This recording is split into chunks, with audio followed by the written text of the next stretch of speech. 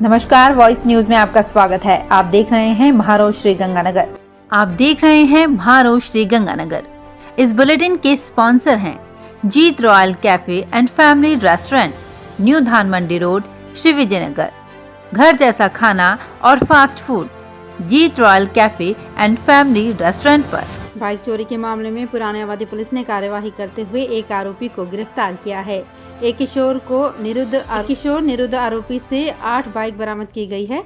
थानाधिकारी ने जानकारी देते हुए बताया कि श्री गंगानगर में लगातार बाइक चोरी की वारदात हो रही है, जिस पर तकनीकी साधनों व मुखबिर की सूचना पर आरोपी मोनू सैन को गिरफ्तार किया गया। वहीं एक किशोर को निरुद्ध किया गया है। आरोपी से 8 बाइक है जो बरामद की गई है। आरोपी से और भी पूछताछ की जा रही है। श्री गंगानगर जिला मुख्यालय के रिद्धि सिद्धि 3 में एक 2 मंजिला निर्माणाधीन बिल्डिंग का छज्जा गिर जाने से 2 मजदूरों की मौत हो गई। वहीं मलबे में दब जाने से 3 मजदूर गंभीर रूप से घायल हो गए, जिन्हें सरकारी अस्पताल पहुंचाया गया है। रिद्धि सिद्धि 2 मंजिला मकान का छज्जा गिर जाने से मजदूर छज्जे के नीचे दब गए, जिन्हें कड़ी मशक्कत के बाद जेसीबी व मजदूरों की मदद से निकाला गया, लेकिन तब तक 2 मजदूरों की मौत हो चुकी थी। हादसे के बाद जहां मजदूरों के परिवार में शोक व्याप्त है, वहीं पूरे क्षेत्र में भी माहौल गमगीन हो चुका है। बताया जा रहा है कि गंभीर रूप से घायल हुए मजदूरों की हालत भी चिंताजनक है। गंगानगर में हनुमानगढ़ भ्रष्टाचार निरोधक ब्यूरो में बड़ी कार्यवाही करते हुए अग्निशमन विभाग के असिस्टेंट फायर ऑफिसर सुगन चंद को 25,000 रुपए की घूस लेते हुए रंगे हाथों धर दबोचा गया है। घूसखोर असिस्टेंट फायर ऑफिसर ने श्री गंगानगर जिला मुख्यालय के एक निजी अस्पताल से फायर एनओसी जारी करने के एवज में 25,000 रुपए की घूस मांगी थी, जिस पर हनुमानगढ़ एसीबी ने कार्रवाई करते हुए घूसखोर असिस्टेंट फायर ऑफिसर को निजी अस्पताल में ही घूस लेते हुए धर दबोचा। फिलहाल हनुमानगढ़ एसीबी की ट्रैप की कार्यवाही जारी है। सूरतगढ़ के राजकीय चिकित्सालय का नेशनल क्वालिटी एश्योरेंस स्कीम के तहत अगले 2 दिनों तक निरीक्षण किया जाएगा, जिसके लिए जयपुर से एक टीम आज सूरतगढ़ पहुंची और निरीक्षण की कार्यवाही शुरू की। इस टीम ने आज स्थानीय चिकित्सा अधिकारियों के साथ टीकाकरण केंद्र, पर्ची वितरण केंद्र, ओपीडी की व्यवस्था, लेबर रूम, ऑपरेशन थिएटर आदि का गहनता से निरीक्षण कर आवश्यक जानकारियां लेते हुए रिपोर्ट तैयार की। इस रिपोर्ट के आधार पर राजकीय चिकित्सालय की स्वच्छता रैंकिंग तैयार की जाएगी। निरीक्षण से पूर्व सूरतगढ़ पहुंची टीम ने एडिशनल सीएमएचओ, बीसीएमओ और अस्पताल प्रभारी के साथ बैठक भी की। श्री गंगानगर के रायसी नगर में आज संयुक्त व्यापार संघ के व्यापारियों ने अपनी मांगों को लेकर मिनी सचिवालय के बाहर प्रदर्शन कर तहसीलदार को ज्ञापन सौंपा। व्यापारियों ने आरोप लगाया कि निजी संगठन के द्वारा व्यापारियों को परेशान किया जा रहा है। निजी संगठन अपनी तानाशाही के चलते व्यापारिक प्रतिष्ठान के बाहर धरने प्रदर्शन करता है, जिससे व्यापारी मानसिक रूप से परेशान हो रहे हैं।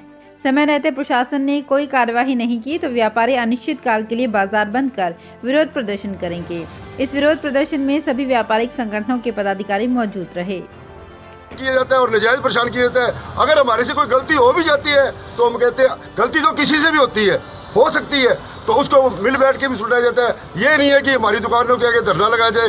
कानून अपनी कार्रवाई करे, हम कानून से कार्रवाई करने को भी तैयार है, परंतु आगे से हमारे को ये माननीय कलेक्टर साहब से ये निवेदन करूँगा कि हमारे किसी भी तरह के दुकानदार को प्रताड़ित ना किया जाए।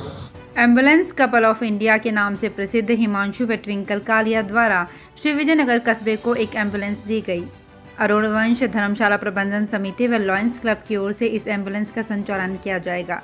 एम्बुलेंस कपल के नाम से प्रसिद्ध कालिया दंपत्ति राष्ट्रपति, प्रधानमंत्री व अन्य कई जगहों पर सम्मानित हो चुके हैं। हमारे देश की पहली महिला एम्बुलेंस चालक। मैं ये कहना चाहूँगी कि एक व्यक्ति को बचाने से वो व्यक्ति ही नहीं, उसका पूरा परिवार बचता है।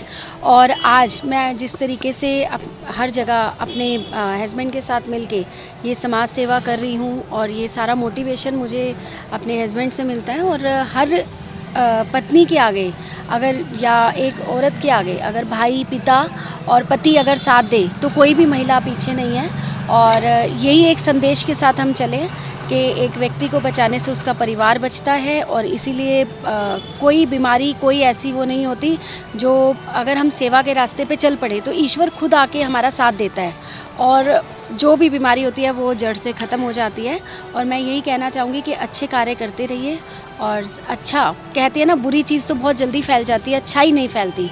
तो विजयनगर के निवासियों का भी मैं धन्यवाद, राजस्थान, गंगानगर और यहीं के सभी क्षेत्रवासियों का भी मैं धन्यवाद करना चाहूँगी कि उन्होंने एक अच्छी चीज़ को एक्सेप्ट किया और उन्होंने चाहा कि हम इसको जो है आगे बढ़ाएं, ताकि किसी भी व्यक्ति की तबीयत ख़राब हो या वो बीमार हो या एक्सीडेंट हो, उसको टाइम से हॉस्पिटल ले जाएं और उसके परिवार को बचाएं। तो मैं इन सब का भी धन्यवाद कहना चाहूँगी। और ये सेवा आज श्री अरोड़वंश जो धर्मशाला है वहाँ से ये सेवा का शुभारंभ किया गया है, और जिसमें क्षेत्र की एसडीएम साहिबा भी मौजूद थी, जिनकी देखरेख में इसकी रवानगी की गई और आज से ये यहाँ की अनूपगढ़ बार संघ चुनाव वर्ष 2023 के अध्यक्ष और कोषाध्यक्ष पद के लिए कांटे की टक्कर देखी जा रही है और 22 दिसंबर को विभिन्न पदों के लिए आवेदन पत्र चुनाव अधिकारी के द्वारा प्राप्त किए गए, जबकि अवतार सिंह को उपाध्यक्ष, रमेश सोलंकी को सचिव और विमला तेंदरिया को सह सचिव के रूप में बार संघ के द्वारा निर्विरोध चुना गया है।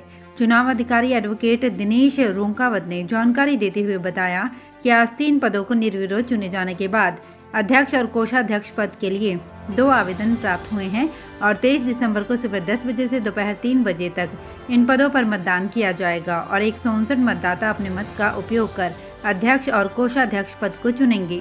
शाम 4 बजे मतगणना शुरू की जाएगी, जिसके पश्चात परिणाम घोषित किया जाएगा। बार संघ अनूपगढ़ की 2023 की कार्यकारिणी के लिए चुनाव की प्रक्रिया विचाराधीन चल रही है, जिसमें आज जो है 12 बजे से आवेदन भरने शुरू हो गए हैं, जो 2 बजे तक चलेंगे और उसके बाद में 3 बजे से लेकर के 4 बजे तक जो भी उम्मीदवार अपने नाम वापस लेना चाहता है वो नाम वापस ले सकता है। 4 बजे के बाद जो अंतिम उम्मीदवार हैं उनकी घोषणा कर दी जाएगी। कल जो है 10 बजे से लेकर के 3 बजे तक मतदान होगा और शाम जो है 4 बजे कल सभी मतदाताओं के मतों की गणना करने के बाद जो भी उम्मीदवार विजयी होगा उसकी घोषणा की जाएगी। सर 22 को की जाएगी या 23 को की जाएगी इसकी? ये 23 तारीख को की जाएगी। 23 को घोषणा। और सर आप वो समय बता रहे थे 10 से और 7 वर्ष का सर? हाँ, ये जो अध्यक्ष के लिए उम्मीदवार है उसके लिए न्यूनतम 10 वर्ष का उनका वकालत का अनुभव होना जरूरी है और सचिव और उपाध्यक्ष पद के लिए जो भी उम्मीदवार हैं उनका न्यूनतम जो है वकालत का अनुभव 7 वर्ष का। राजस्थान लोक सेवा आयोग की ओर से सीनियर टीचर प्रतियोगी परीक्षा 2022 दूसरे दिन भी जारी है। परीक्षा केंद्रों पर 1 घंटे पहले चेकिंग के बाद प्रवेश दिया गया। इस दौरान घने कोहरे और शीतलहर के कारण अभ्यर्थी गर्म कपड़े पहने परीक्षा केंद्रों पर पहुंचे। इसके अलावा पुलिस प्रशासन द्वारा भी पुख्ता बंदोबस्त किए गए थे और वीडियोग्राफी के लिए परीक्षा केंद्र 2 वीडियोग्राफर भी नियुक्त रहे। सुबह 9 बजे से ग्रुप बी में सम्मिलित विषयों के सभी अभ्यर्थियों की सामान्य ज्ञान एवं शिक्षा मनोविज्ञान परीक्षा आयोजित की गई। दूसरे दिन की दूसरी पारी में दोपहर 2 बजे हिंदी विषय की परीक्षा शुरू हुई, जो 4:30 बजे तक चली। इसके अलावा कल 23 दिसंबर 2022 को सुबह 9 से 11:30 बजे तक अंग्रेजी विषय की परीक्षा होगी। राजस्थान में शिक्षा के बढ़ते कदम को लेकर आज शिक्षा विभाग की वीडियो कॉन्फ्रेंस हुई, जिसमें इस विषय पर विचार विमर्श कर प्रदेश भर में शिक्षा का स्तर अधिक से अधिक बढ़ाने की बात की गई। जिला कलेक्ट्रेट में स्थित राजस्थान जनसंपर्क कार्यालय में सुबह शुरू हुई वीडियो कॉन्फ्रेंस में जिले भर से सीबीओ और पीओ ने भाग लिया। शिक्षा विभाग के डायरेक्टर सहित अन्य उच्च अधिकारियों ने सीबीओ और पीओ को आवश्यक दिशा निर्देश भी दिए। वीसी के दौरान बताया गया कि कोरोना के कारण अनेक विद्यार्थियों की पढ़ाई प्रभावित हुई। कोरोना काल में हुए लर्निंग लॉस को दूर कर शैक्षणिक गतिविधियों को फिर से पटरी पर लाने को लेकर वीसी में चर्चा की गई।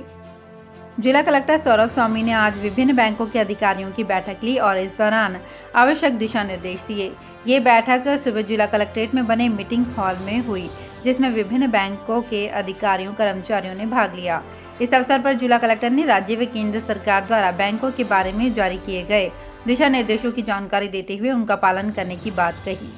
श्रीगंगानगर में स्थित शहर के ही एक मुख्य चौराहा पर पी ब्लॉक डिग्गी स्थित शहीद स्मारक के चौराहे निर्माण कार्य का नगर विकास न्यास के पूर्व अध्यक्ष संजय महिपाल ने जायजा लिया और निगरानी में चल रहा कार्य मौके पर मौजूद भारतीय जनता पार्टी महिला मोर्चा जिलाध्यक्ष और वार्ड पार्षद चेष्टा सरदाना जी भी मौजूद थी और संजय महिपाल ने उनके द्वारा करवाए काम की सराहना की और कहा कि डिग्गी में लगाए गए पेड़ पौधों से वार्डवासियों को शुद्ध हवा मिलेगी और भ्रमण को शांत वातावरण मिलेगा। वह आसपास के जीव जंतु को गर्मी के दौरान राहत मिलेगी और उनका ये काम काबिले तारीफ है।